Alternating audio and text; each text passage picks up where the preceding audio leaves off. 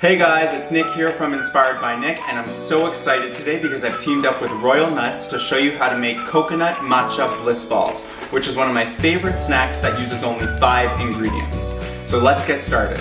Starting with 1 cup of mixed nuts, I'm using half a cup of walnuts and half a cup of cashews, and adding them to a food processor or blender. Next I'll be adding 1 cup of pitted medjool dates, 2 to 3 tablespoons of water, and a 1/4 cup of shredded coconut. You can either pulse until you get this desired texture, or blend on high for about 1 to 2 minutes.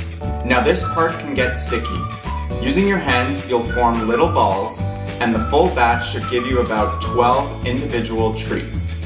Lastly, you'll roll each of them lightly in a shallow bowl of matcha powder to finish them off. And that's it! Now you'll have a dozen of these little coconut matcha bliss balls to enjoy.